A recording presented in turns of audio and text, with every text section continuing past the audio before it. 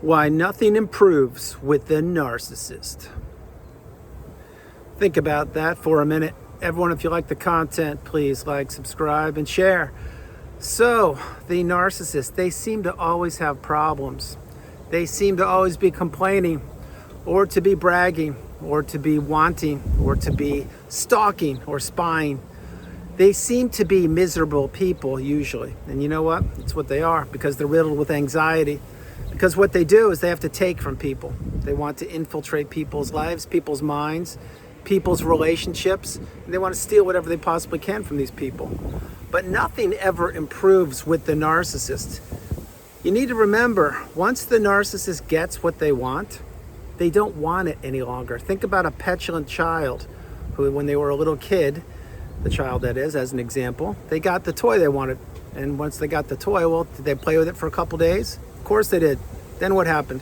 Well, it was cast in the toy box, or it was placed in the attic, or it was down in the basement, or hidden underneath the carpet or a couch or someplace. That's what the narcissist does. There are people who have not fully developed. They're people with zero emotional intelligence. They're people that are riddled with anxiety, riddled with insecurity, and they want to have the loudest voice in the room usually, so they can bark out all the orders and act like they know everything, or that they are holier than thou, or they have all the life experience, or they're the smartest people. Truth is, all they do is they regurgitate information that they had learned or scraped from other people. The narcissist wants to harvest information. What information harvesting is, it's when a person is literally listening to other people and learning about their hopes, their dreams, their aspirations, their goals, their relationships, their health, hobbies, what they want to achieve in the future, what they did achieve in the past, and they learn everything about them. And then they try to destroy that person from the inside out. There is your narcissist right there. You see, the narcissist does not have your best interest at heart now, tomorrow, or in the future. They never have. They just didn't want you to know that. Think about all that you did for the narcissist when you were in that relationship. Could you have done more? Sure, you could have. How much more? Probably not much more. Your battery was running low each and every minute you were in that relationship. You started off at 100%, and by the end of it, you probably were down less than 5%, maybe even in that exact ballpark. But what was happening with you is you were being used, abused, manipulated. You were tricked, you were trapped, you were being devalued, you were being treated less than a complete stranger, you were taken for granted, and then it was never improving for you.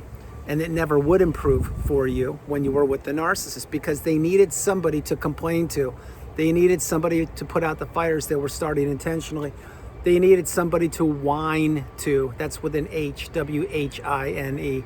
And the narcissist needed that security blanket when they would pick up the phone or text you or call you or come home, or maybe they were your workmate and your coworker, or maybe the workplace boss, the narcissistic boss. They couldn't wait till you got in the office. And you may say, why couldn't they wait till I got in the office? Well, that's when the games get to begin. Think about it. Did you work in the narcissistic workplace? You probably did without even knowing it. I did for decades. I didn't know what narcissism was back then, but now I do. And many of the bosses I had, yeah, they were narcissists. Truth be told, the majority of them were. And those people knew who they were long before I knew who they were.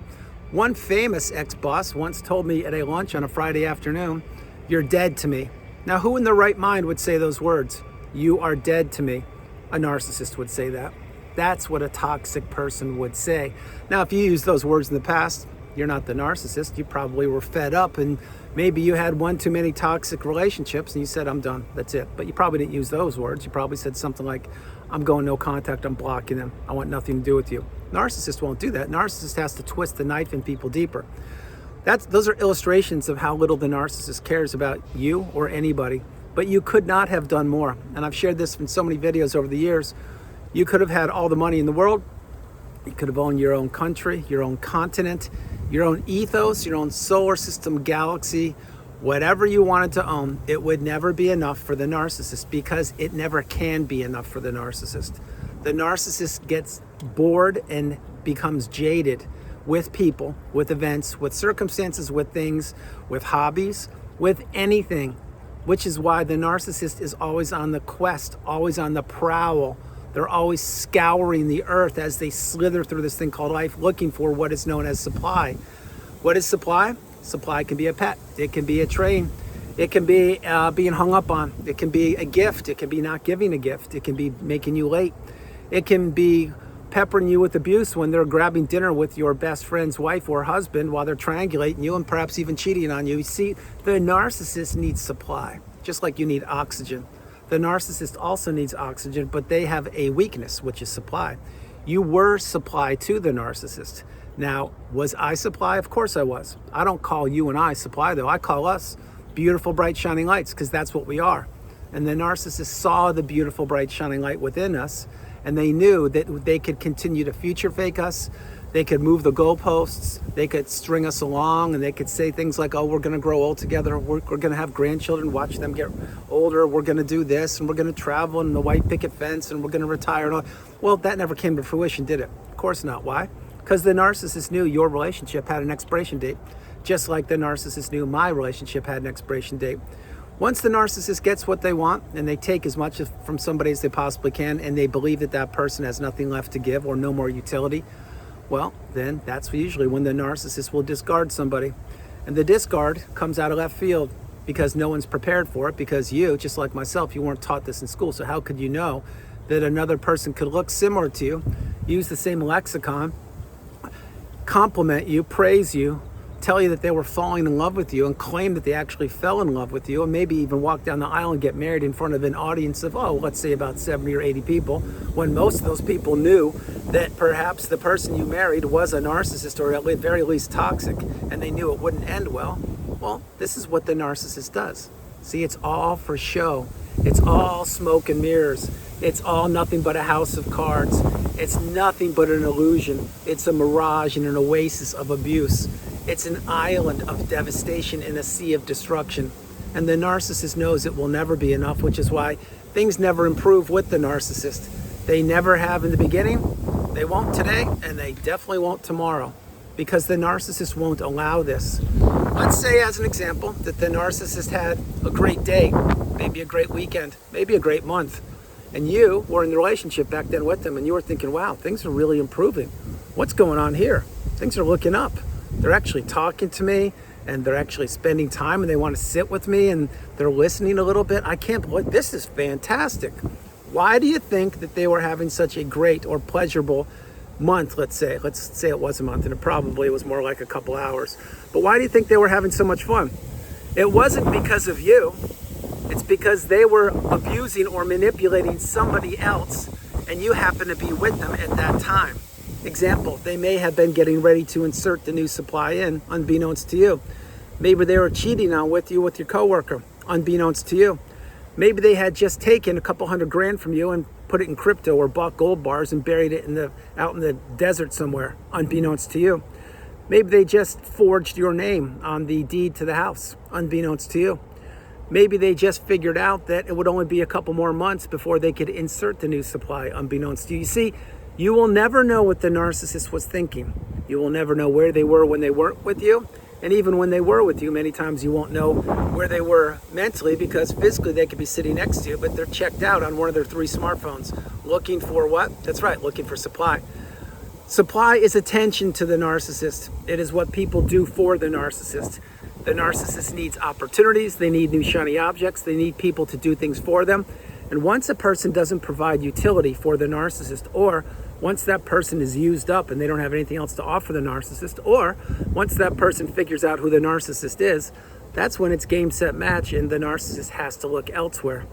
Because the narcissist can never, ever, ever be honest. They can't be authentic. They can't be transparent. They won't be accountable, and they are not committed. The narcissist is a parasite looking for a host. Again, you were that host, so was I. Kind of a graphic illustration, but it's true. The narcissist is worthless without hosts. They can't do anything on their own.